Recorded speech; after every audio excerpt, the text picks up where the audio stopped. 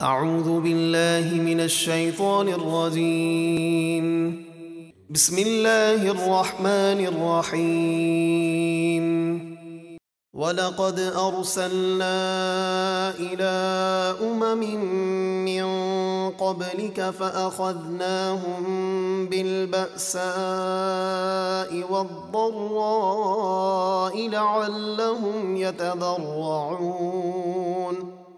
اور ہم نے آپ سے پہلے کئی امتوں کی طرف رسول بھیجے تو ہم نے ان امتوں کو نافرمانی کرنے پر سختی اور تکلیف میں مبتلا کیا تاکہ وہ کسی طرح گڑ گڑائیں یعنی توبہ کریں۔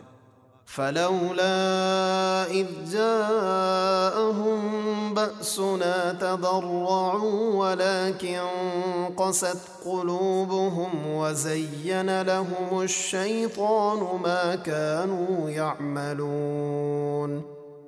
تو جب ان پر ہمارا عذاب آیا تو وہ کیوں نہ گڑ گڑائے، لیکن ان کے تو دل سخت ہو گئے، اسی لیے توبہ نہ کی، اور شیطان نے ان کے برے کاموں کو ان کی نگاہ میں اچھا کر دیا۔ فلما نسوا ما ذكروا به فتحنا عليهم أبواب كل شيء حتى إذا فرحوا بما أوتوا أخذناهم بغتة فإذا هم مبلسون۔ پھر جب انہوں نے ان نصیحتوں کو بھلا دیا جو انہیں کی گئی تھیں تو ہم نے ان پر آزمائش کے لیے ہر نعمت کے دروازے کھول دیے، یہاں تک کہ جب وہ ان نعمتوں پر اترانے لگیں جو انہیں دی گئی تھیں تو ہم نے انہیں عذاب دے کر اچانک پکڑ لیا، تو اس وقت وہ نجات سے نا امید ہو کر رہ گئے۔ فقطع دابر القوم الذين ظلموا والحمد لله رب العالمین۔ تو ظالموں کی جڑ کاٹ دی گئی، یعنی سب کے سب ہلاک کر دیے گئے، تو تمام خوبیاں اللہ ہی کے لیے ہیں جو تمام جہانوں کا رب ہے۔ قل أرأيتم إن أخذ الله سمعكم وأبصاركم وختم على قلوبكم من إله غير الله يأتيكم به انظر كيف نصرف الآيات ثم هم يصدفون۔ آپ فرما دیجئے بھلا بتاؤ تو اگر اللہ تمہارے کان اور تمہاری آنکھیں لے لے اور تمہارے دلوں پر مہر لگا دے تو اللہ کے سوا کون خدا ہے کہ جو تمہیں یہ چیزیں لا دے؟ دیکھیے ہم کس کس انداز سے آیتیں بیان کرتے ہیں، پھر بھی وہ منہ پھیر لیتے ہیں۔ قل أرأيتكم إن أتاكم عذاب الله بغتة أو جهرة هل يهلك إلا القوم الظالمون۔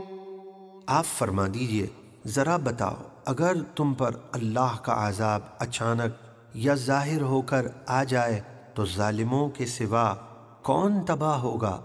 وما نرسل المرسلين إلا مبشرين ومنذرين فمن آمن وأصلح فلا خوف عليهم ولا هم يحزنون۔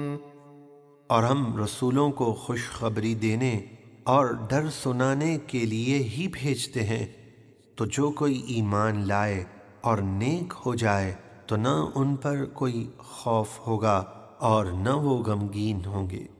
والذین کذبوا بآیاتنا یمسهم العذاب بما كانوا یفسقون۔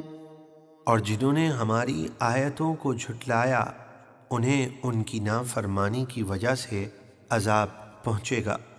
قل لا أقول لكم عندي خزائن الله ولا أعلم الغيب ولا أقول لكم إني ملك إن أتبع إلا ما يوحى إلي قل هل يستوي الأعمى والبصير أفلا تتفكرون۔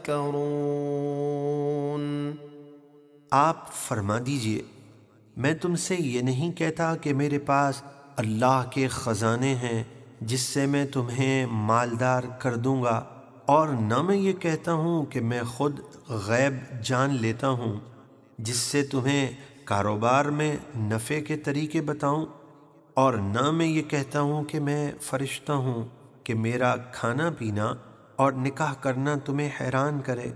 میں تو اسی کی پیروی کرتا ہوں جو وحی مجھے آتی ہے۔